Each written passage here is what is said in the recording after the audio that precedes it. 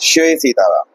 श्रीमद् भगवद गीता अध्याय 6 श्लोक क्रमांक 2 इस यात्रा में आपका फिर से स्वागत है।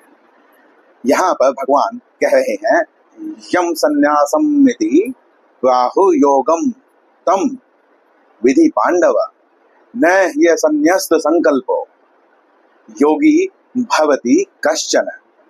भगवान पूछ भी रहे हैं और बता भी रहे हैं, इसमें आप भाव समझने का प्रयत्न कीजिएगा। भगवान कहते हैं, यहाँ पर भगवान बतला रहे हैं कि हे पांडव, हे अर्जुन।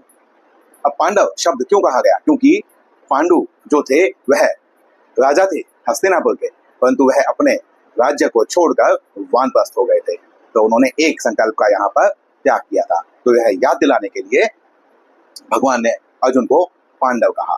तो उन्होंने कहा कि जिसको संन्यास कहते हैं उसी को तुम कर्म योग जानो, अर्थात योग जानो।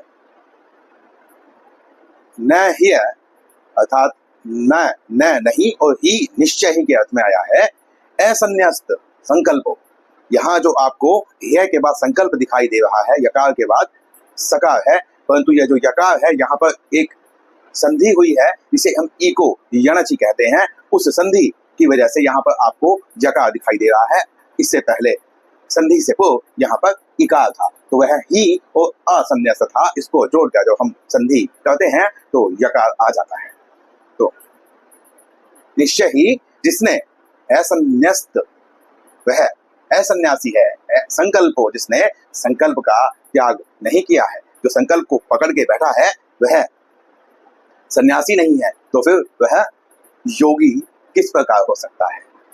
तो अब हम यह समझते हैं कि संकल्प है क्या। हम हमारे मन में जो सफलताएं उत्पन्न होती हैं, जो इच्छाएं स्पृहाएं उत्पन्न होती हैं, उन स्पृहाओं को पूरा करने के लिए मन उद्यत होता है। और जब मन उद्यत होता है तो हम संकल्प कर लेते हैं कि अमुक अमुक वस्तु को हम प्राप्त करेंगे, उसे पालेंगे।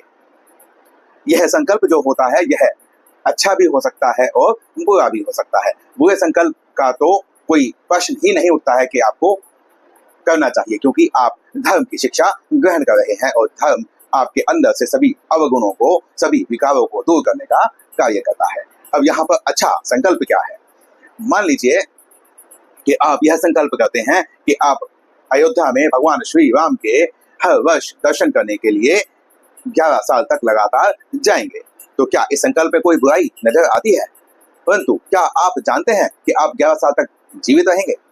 क्या आप यह जानते हैं कि आप हर साल वहां पर जा ही पाएंगे? क्या पता कोई ऐसी स्थिति बन जाए कि आप अपने घर से ही निकलने में सक्षम न रहें। आप जब भी कोई संकल्प करते हैं तो आप किसी के साथ कोई ना कोई रिश्ता बनाते हैं।